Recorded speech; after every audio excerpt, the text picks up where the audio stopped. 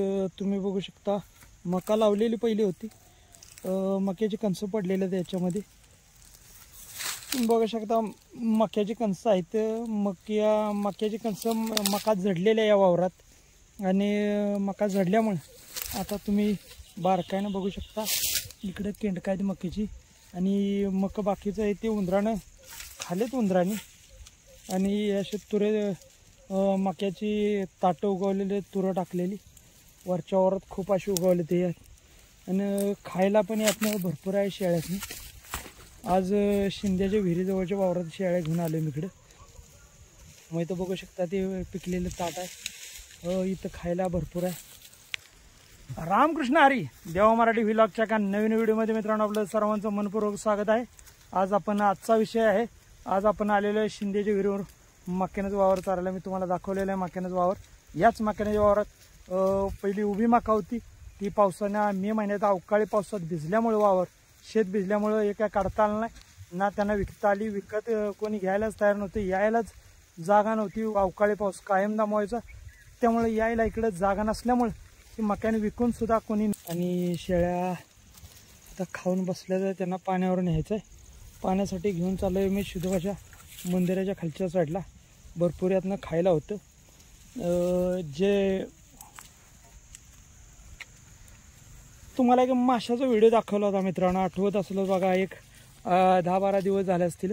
माशाचा विहिरीचा व्हिडिओ केला होता. मासे ज्या विहिरीत आहे त्याचा व्हिडिओ बनवला होता मी.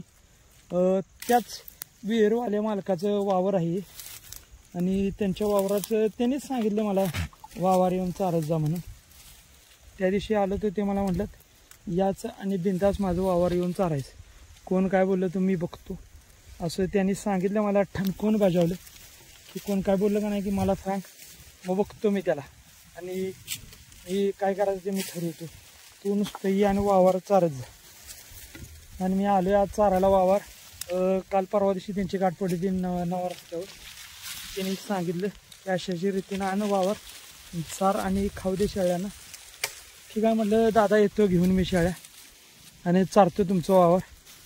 पर ते मनानं खूप चांगले असल्यामुळे त्यांनी आपलं सांगितलं. का तर आपण कोणाला काय वाईट वंगाळ म्हणत नसतो आज चॅनलला, त्यामुळे मी त्यांचा व्हिडिओ बनवला. त्याच्यात ते खुश झाले व्हिडिओ बनवले. म्हणजे आजपर्यंत असं शिवारात येऊन त्यांच्या विहिरीपाशी येऊन असं कोणच तेच म्हणत ते तोंडानं व्हिडिओ बनवून झाल्यानंतर मला सांगत होते कुणी म्हणजे माझं कुणी मन जाणून घेतलं नाही आणि मला कुणी असं माझ्या माशांचा व्हिडिओ बनवाय कोण आला नाही. असा एकमेव तूच माणूस आहेस की तो पहिल्यांदा विहिरीजवळ आला आणि माझ्या माशांचा व्हिडिओ बनवला आहे. मग कसं माहिती का मित्रांनो, आपुलकी माणसाजवळ आपुलकी पाहिजे. आपुलकी असलं वेळ असला तर सगळं काय मिळतं. फक्त माणसानं जाणलं पाहिजे, त्या माणसाचं मन माणसाने जाणलं पाहिजे. आणि माझ्याकडे एवढी सहनशीलता आहे की मी कोणाचे मन जाणू शकतो आणि मला खूप आवडतं बरं का व्हिडिओ वगैरे असं बनवायला.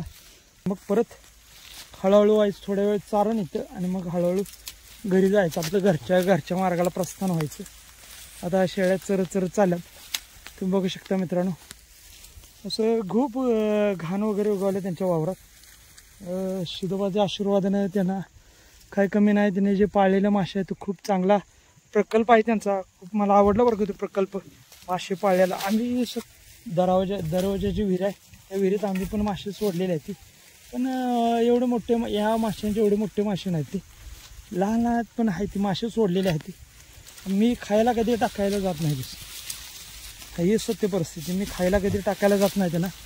पण आम्ही आपले सोडले तर तुम्ही बघू शकताय त्याचं मक झडलेलं किती उगवलं ते वरच्या वावरात. खालच्या वावरात एवढं उगवलं नाही पण वरच्या वावरात खूप असं मक्क उगवलं ते झडलेलं मक.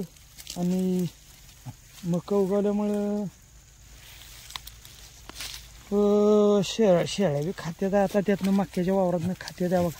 मक्यानं ताटं बारकी खात्यात. मजा आहे.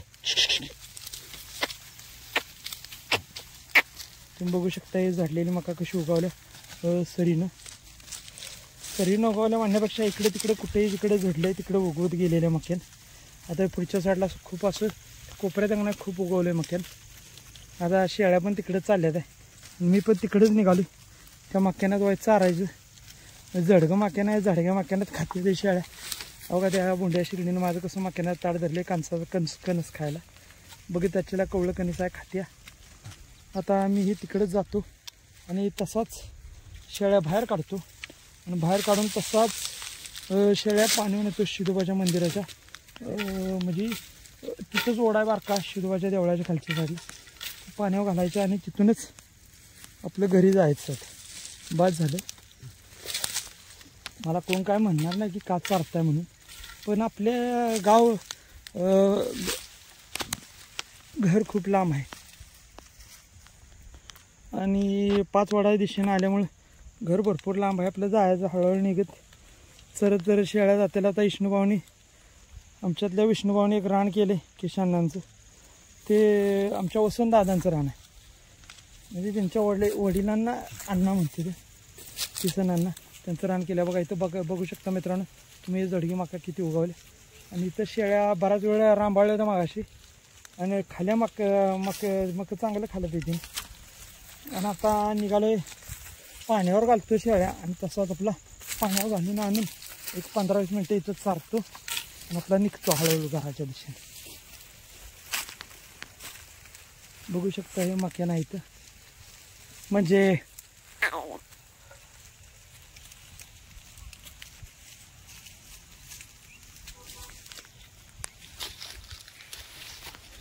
तुम्ही म्हणत असलेला मी खोटा काहीतरी सांगत असून तुम्हाला. हे जडलेलं मक्यानं भरपूर उगवलं इथं आणि मक्यानंच चारायसाठी आज आणल्या त्या शेळ्याकडं. आणि ऊन खूप सकाळपासून 2-3 दिवस झाला पाऊस नाही, त्यामुळे जरा रान सुकले. मस्त मजा वाटली चारायला आणि शेळ्याने बी पोटभर खाले. आता पाणी नेतो. जर हा व्हिडिओ मित्रांनो तुम्हाला जर आवडला तर या व्हिडिओला नक्की लाईक करा, सबस्क्राईब करा. रामकृष्ण हरी.